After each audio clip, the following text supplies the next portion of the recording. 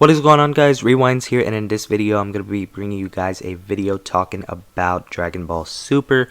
So as some of you may know, or maybe many of you may know, the Dragon Ball Super manga returned last month in December. Coming off a 3-month hiatus, I believe, we came back with a 55 pages chapter, so a couple of extra pages added in, but I did not get around to posting my review for it, and I feel like it's been a long time now since then, so I decided not to post a direct review for that chapter, but rather I'm making this video for my Dragon Ball fans to talk about whether Dragon Ball Super's manga had a successful return or not. So pretty much we're going to talk about some of the things that did happen in the chapter, and I will give my general thoughts on it without diving too deep into it, but I'm also going to talk about kind of the reception I've seen for the chapter as well. So pretty much this chapter kicked off with Goku and Vegeta being aware of their power gap from them to Frieza in his new form. Vegeta definitely seemed a lot more bothered than Goku about it, and rightfully so, because if you guys remember back to Dragon Ball Super Broly, Vegeta did call it that Frieza would come back much stronger and surpass them, and that's exactly what happened. I thought the cover pages that were there were pretty cool, done by Toyotaro. Shout out to him for that. So pretty much we had Goten and Trunks, beating up some thugs in Saiyaman outfits at the beginning of the chapter. I think they were called Saiyaman X1 and 2. Pretty much they were inspired by this video game character that Toriyama created himself. I saw in a recent interview named Clean God.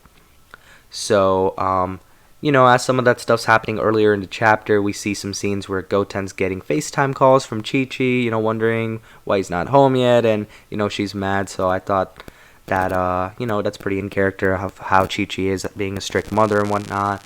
Superhero stuff that they were doing was a secret to both their families, so they had to keep it hidden.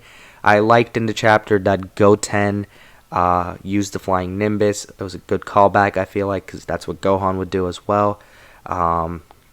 So pretty much Trunks came to Goten at a point of this chapter after one of their missions where they beat up thugs to pretty much get some modifications to their outfits so that they could protect their identity.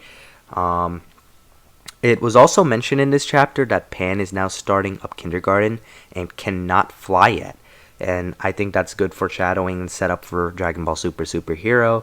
I don't know if they're going to do a full arc of that in the manga, but I think we're heading in that direction.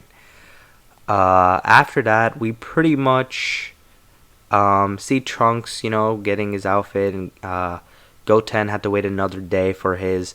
Bulma also caught Trunks being extra helping of Mai. I'm sure a lot of us are aware of this. I've seen a mixed reception of this, but some people like this romance that Trunks and Mai have. Other people really do not, because of the, even though they are physically the same age now, mentally Mai is 20-30 years older than him, so that's where the problem stems for in some people's eyes. But I think that, since this is Dragon Ball, this is how they're approaching it, they're going to keep it going, and he's probably going to end up with her kind of like how Future Trunks did. So that's my guess on how that's going to be. Whether people like it or not, that's probably how it's going to go.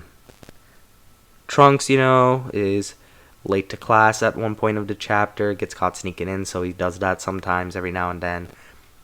So kind of similar to Gohan in that aspect, which I think is cool. Something I found hilarious was that Trunks has a friend. Well, he has two friends with funny names. One is one is named Compass, and one is named Rula. So Ruler and Compass. Classic Toriyama humor over there with the names.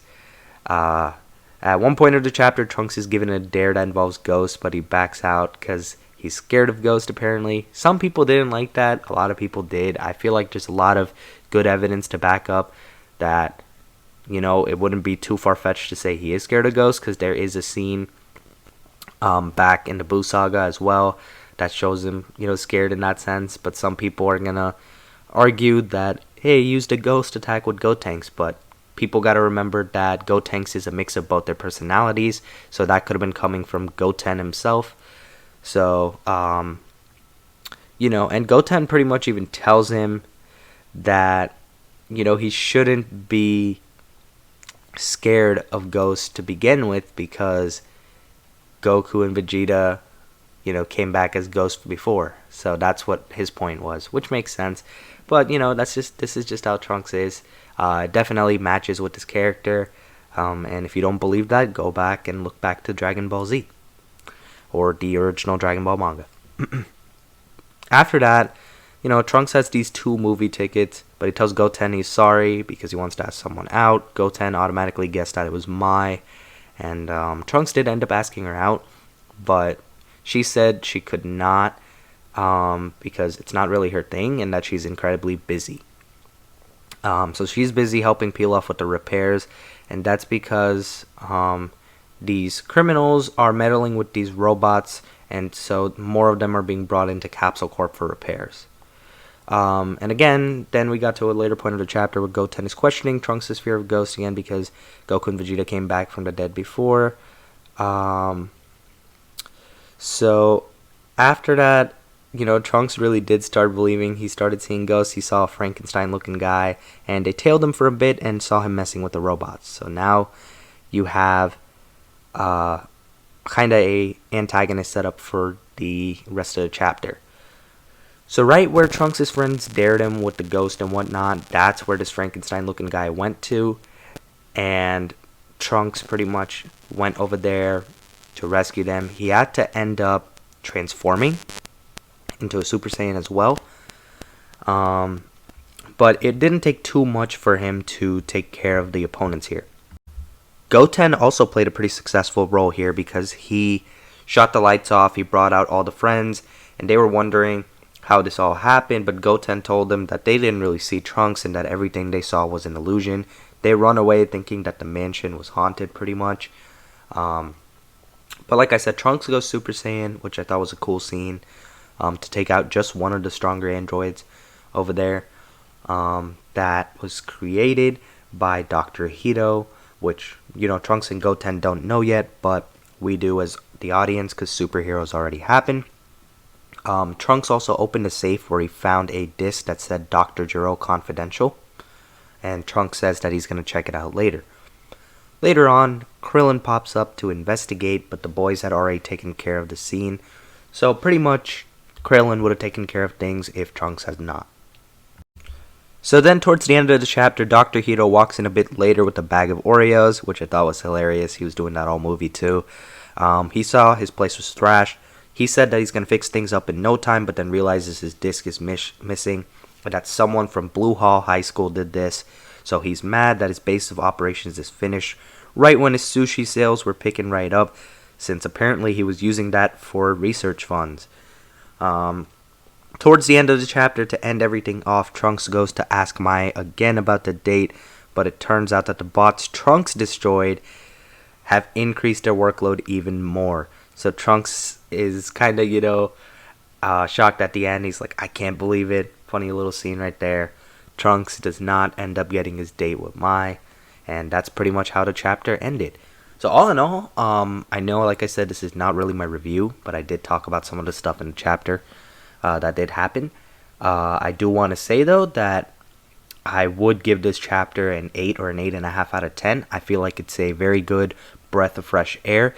I think it's a good way for Dragon Ball to come back, and it's cool to see them doing, a different kind of tone of an arc, and it's giving both Goten and Trunks some more development. The focus definitely feels like it's more on Trunks, but I do feel like we're going to see more of Goten as the chapters go on, and I feel like Goten still contributed here in this chapter in a few senses, but Trunks definitely seems to be more of the target main character, I guess, for this arc, at least so far. Since a lot of stuff has happened through him. But I do believe that we are going to get to see more of Goten as things go on.